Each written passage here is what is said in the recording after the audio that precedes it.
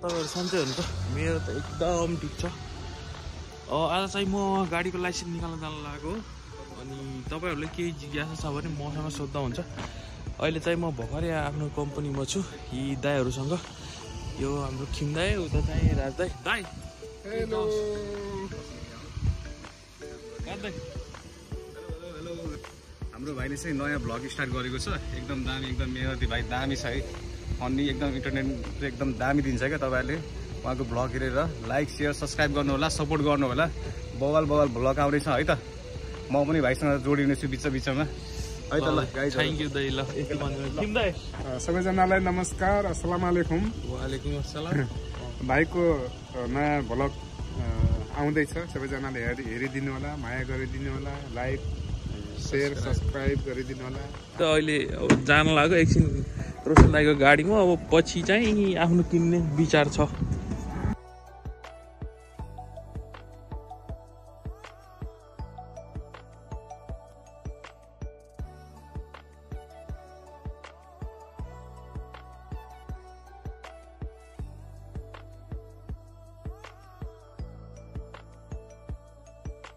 ठ्याक्कै म खरान पुगिसकेँ।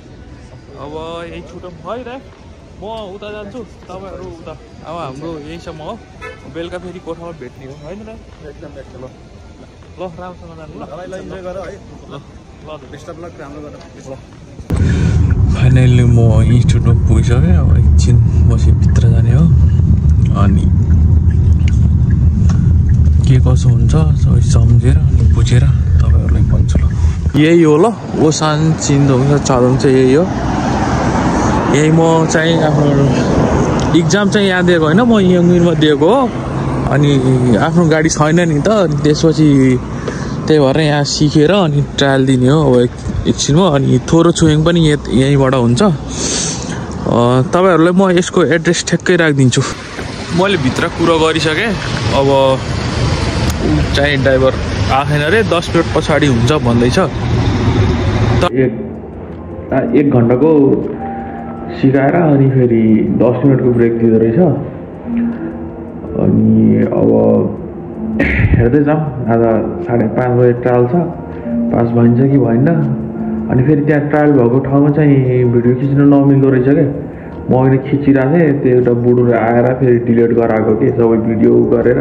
साथीहरू ठ्याक्कै म भर्खर ट्रायल पास भएर यही इन्स्टिट्युटबाट भर्खर पास भएर आएको। अब लाइसेन्स चाहिँ 2-3 दिनमा आउँछ। ल साथीहरू भर्खर म ओसान पुगिसकेँ। इन्स्टिट्युटबाट आएर पास भएछ। अब एकछिन व्रत पनि छ नि त, हाम्रो रमजान चाहिँ ल्याएको। अब एकछिन सामान किनेर अनि अब कोठातिर लाग्ने हो। आजको ब्लगलाई एन्ड गरौँ है त। Live a life, live a trip.